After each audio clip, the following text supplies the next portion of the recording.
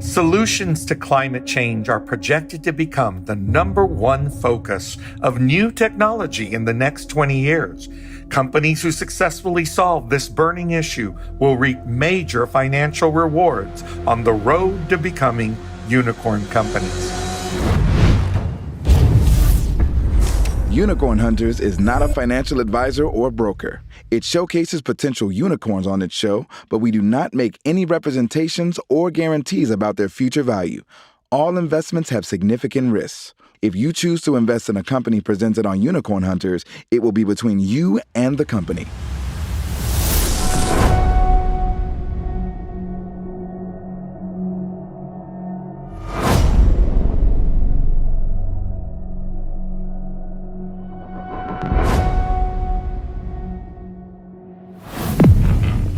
Get ready, world, for a whole new way to invest. Introducing the Unicorn Hunters. We are talking about a cultural and economic shift. A savvy group of investors whose only job is to provide an unvarnished assessment of who they think can become the next unicorn. Still trying to come up with an idea of what actually your product is. Sex sells, my friend. Sex sells. What would you do with that extra $20 million? Meet the Circle of Money, our Unicorn Hunters. Steve Wozniak, co-founder of Apple. I am in and I'm going to invest. Mo Vela, attorney, business consultant, and 2-term White House senior advisor. Everyone has a place at the table. Silvina Moschini, international entrepreneur and CEO of SheWorks. I believe in you and I'm going to invest. Lance Bass, boy band phenom, businessman, and venture fund investor. One word I love is disruptive, and this is that.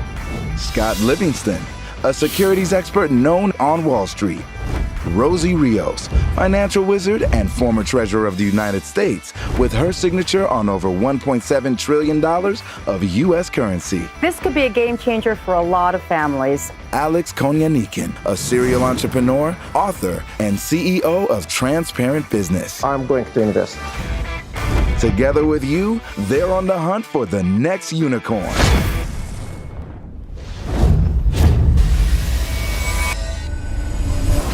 Rayad Fazani is a global energy executive and former CEO of BP's global chemicals business with annual sales of $10 billion.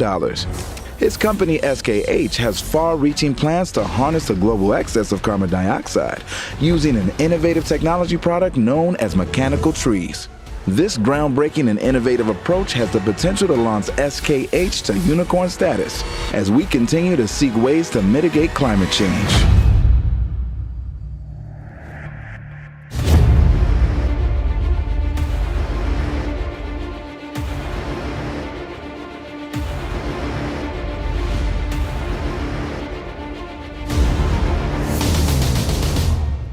Hello everyone, I'm Rayad Fazani and I'm the Executive Director of SKH, a company that was founded to commercialize a technology called MechanicalTrees.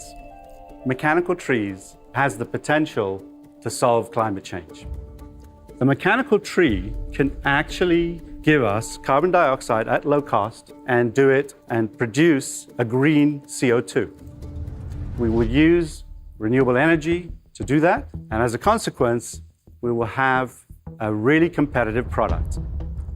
The MechanicalTrees technology was invented by Dr. Klaus Lackner, a renowned professor, a physicist, and the director of the Center for Negative Carbon Emissions at Arizona State University.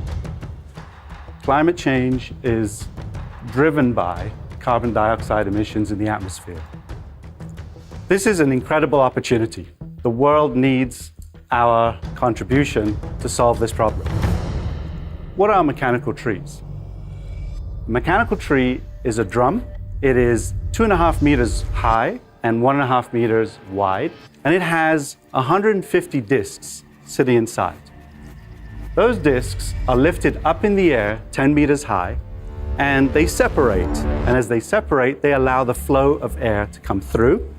There is a material inside those discs that tracks the CO2, collects the CO2, and then the discs fall back into the drum. We put the lid on, and we inject a light steam, a low temperature source of heat that allows the CO2 to be released from that sorbent and collect it. We then dry it, compress it, and it's ready for use.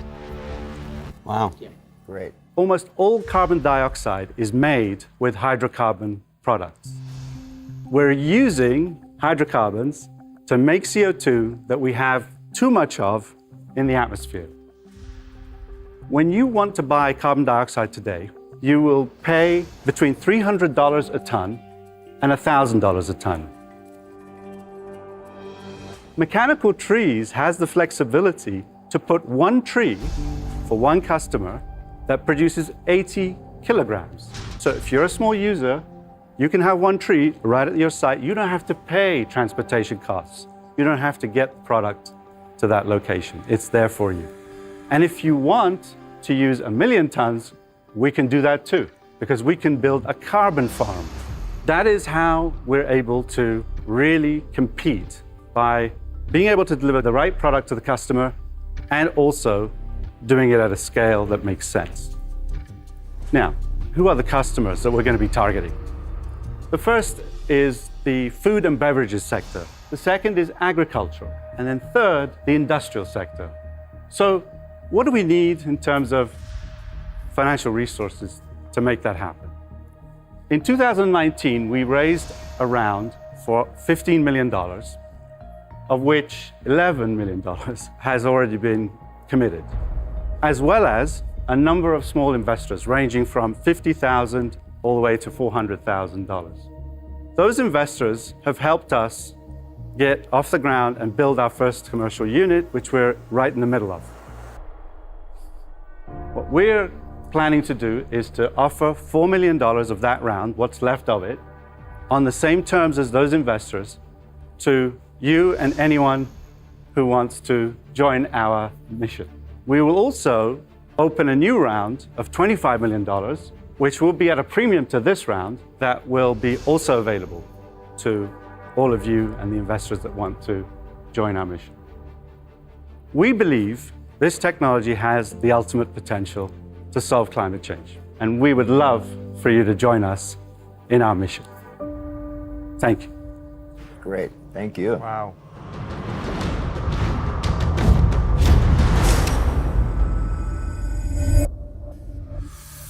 Thank you, Riyad. It was a very compelling presentation, and I celebrate the vision. I think it's extraordinary. But I have many questions. One is a little bit more about the unit economics. What are the projected revenues that you have for the company? There are many companies that approached us already saying, can we buy a tree? When can we buy a tree? Now, there are great economics to be had. I'll give you a very simple example of that. A university buys a lot of CO2 today in gas canisters. They are paying, let's say, over $1,000 for that. They have committed to us to say, if you can make the CO2 at less than $1,000, we'll buy it. So that's the strategy we're following. So I want to make sure I've got this. Yes. I also in 1995 had the privilege of working for Al Gore, but I don't remember everything, okay? So bear with me here. Yes. These mechanical trees, Yes. they're going to capture CO2, is that correct? Yes, correct. And then you are repurposing that CO2 to become green CO2. Is that an accurate statement?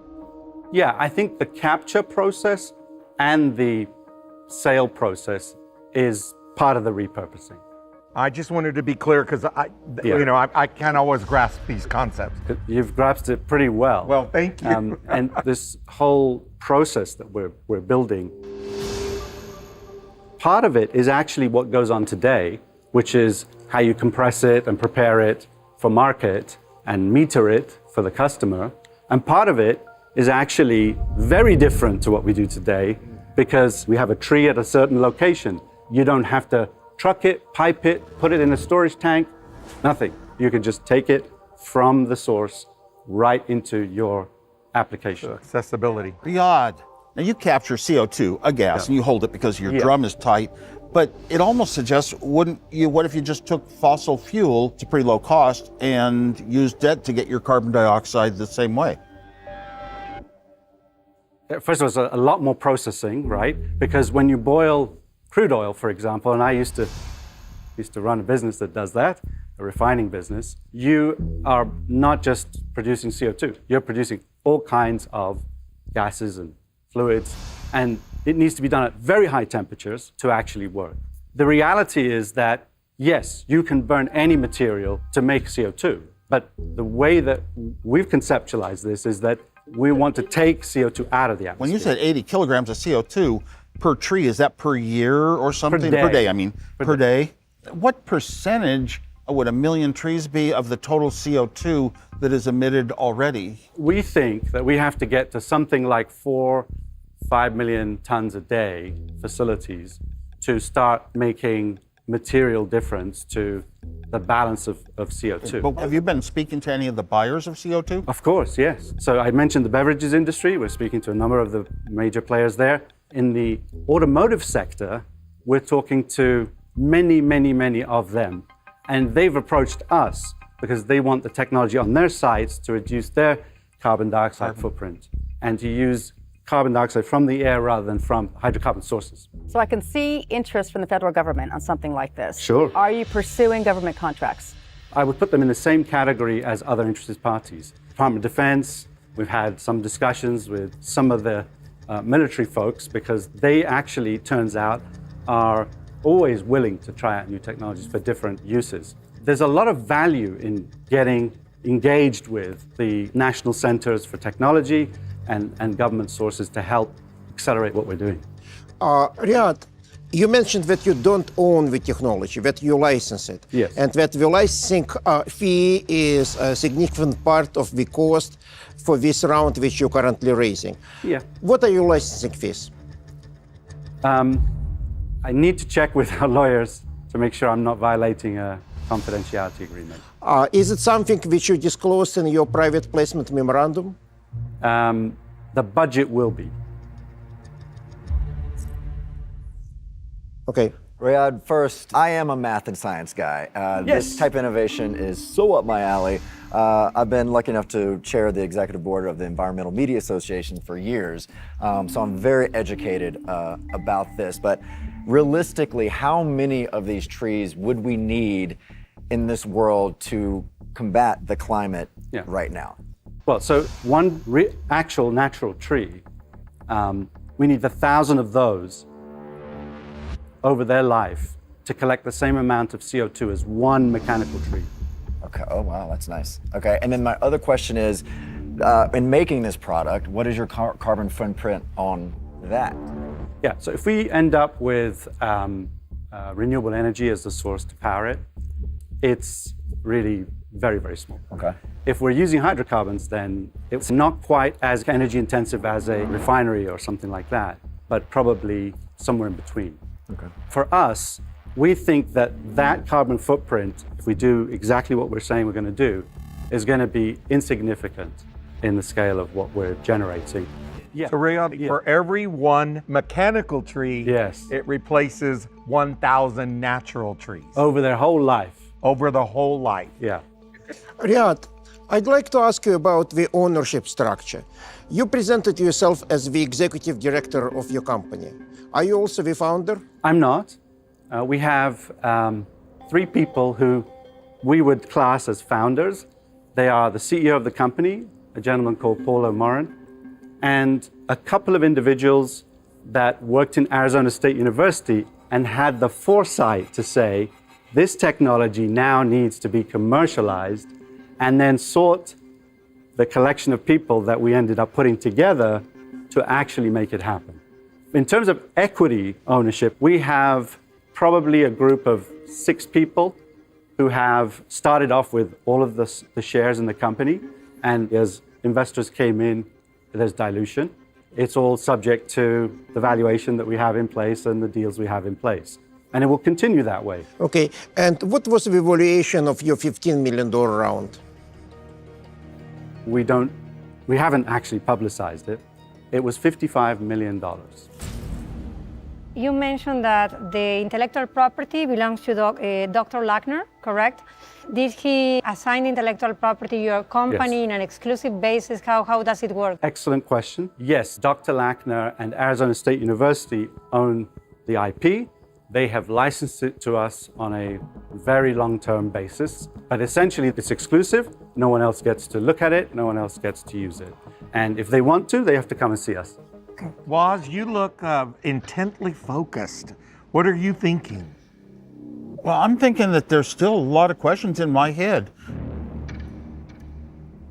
You're only in the middle of your first commercial unit. So how do you estimate how it finally turns out and operates? And do you count the environmental cost of the energy used to manufacture it and run it? And how much energy equates to how much pollution, just like mining Bitcoin. So I have so many questions that I just don't have the answers to. Sure. Well, what we're trying to do is, knock them down one by one. The first question is, does it work? And that's why we built the first commercial unit, because we've proved it in the lab and we've proved it five times over, but that's not enough. People want to see a full-scale unit. If it works at too great a cost, then the cost could have been applied more efficiently elsewhere to get greater carbon capture, perhaps. But we're consciously adding cost to this first tree because we want to measure everything that comes out of it. We want to understand every piece of how it's working. And so once we know how to work on it in an optimized fashion, we can then stop using all of that instrumentation and strip it down to its basic function and control its operating envelope so it doesn't have to... But you have to get to that point to decide if it's worthwhile and cost effective. Right, but that point is not that far away in terms of the first commercial scale unit. We're talking about the back end of this year. We will know exactly how to operate this unit. Rayad, you're doing an incredible job and we're very grateful.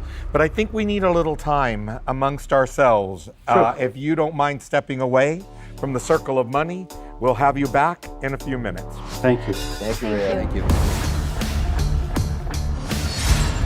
A small company, we just live and die by the capital that we have. Investment means the world. It's a vote of confidence. The whole panel was different skill sets, different ways of thinking. It just would be really a big boost to our team to add on to the institutions we already have and the individuals we already have.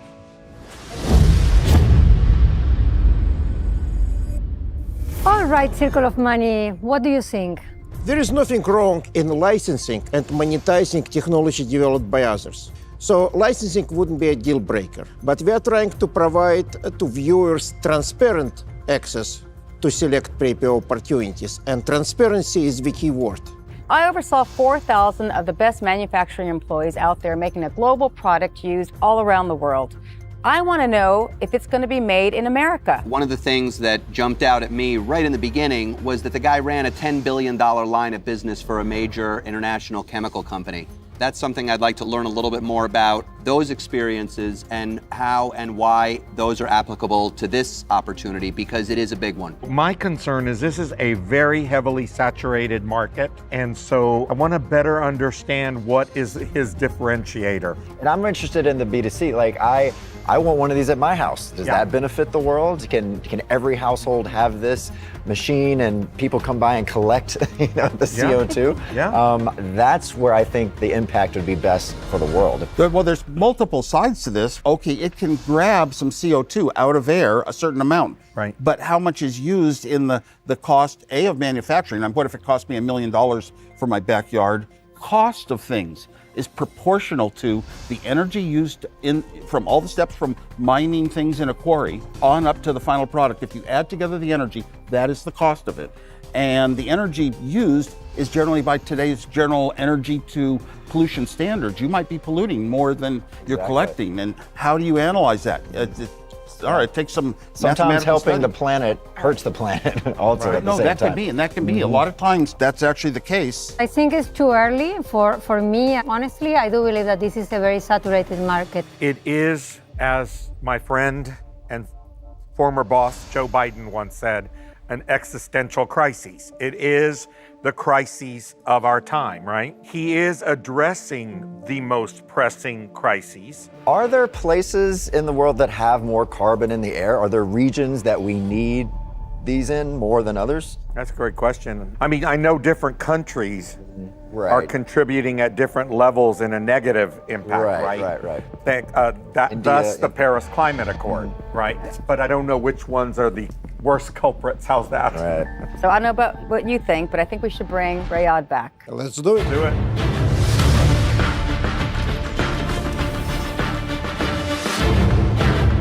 Rayad, we are going to give you 60 seconds to explain to us and everyone watching why we should invest in your company. Let's go.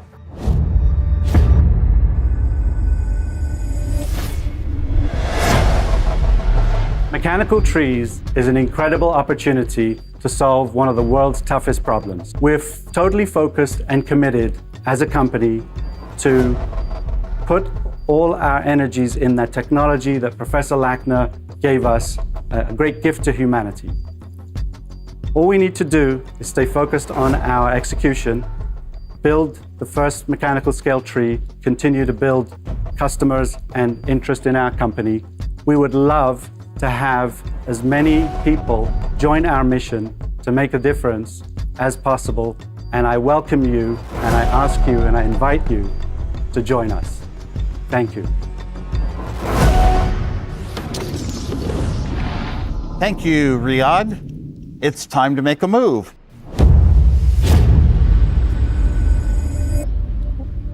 Mo, how do you feel? Riyadh, you know what? I'm really proud of all of your success in your career. Inshallah, SKH will reach its goal and objective. You know what? I'm going to invest. Thank you. Riyadh, I celebrate the cause. I think it's one of the most important and pressing issues that we have today.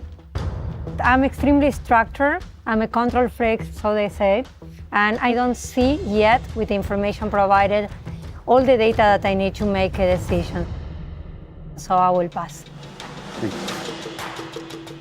Brad, I think there's a need for what you're making, and I really love this concept, but there are a couple of concerns that I have. One is your technology is licensed, so it's not really proprietary. So I'm hoping that you come back, provide some more information, that'll be posted on the website, and then our audience can make a decision for themselves. Because I think there's a lot of great information, but I think it's still forthcoming. Thank you. Rayad, I think you have an incredible opportunity, but chemistry is not my expertise. So I'm going to do a little bit more research on the website, and I suggest those who are interested do the same. We'll look forward to following up. Thank you. Riyadh, you have two main points. I have, for my whole life, been a friend of the environment in every way that I can.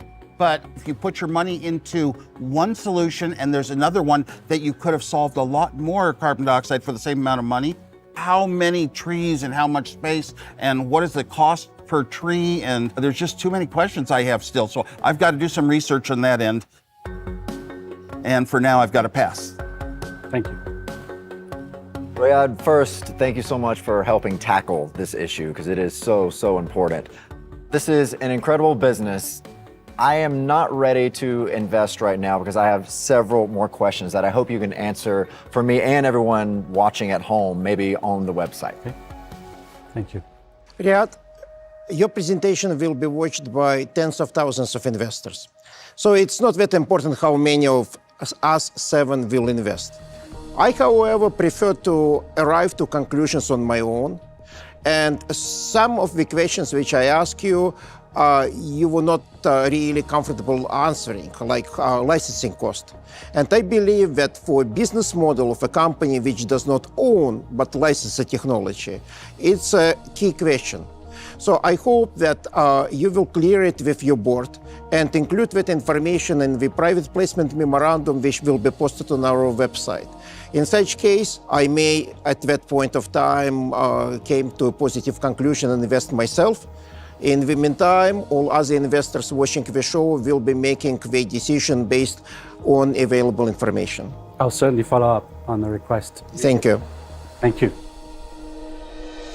Thank you so much, Rayad, for sharing this opportunity. Thank you. Thank you. Thank Rayad. you. Thank you. Climate change is not Not a hoax. No, it's real. There's no doubt. There are people sitting right now in every corner of the world coming up for new ways to capture, new ways to repurpose, new ways to resell, right? We're going to have a lot of different solutions to the climate crisis, not just one. Today was wonderful. I had the opportunity to really tell the story.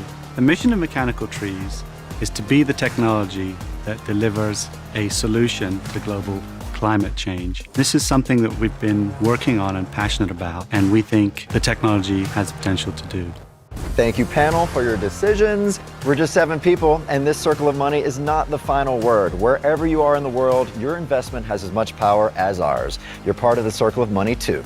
And remember to connect with us on social and share this opportunity with your friends. And I want to thank you all for watching. And until we meet again, what are we? Unicorn Hunters!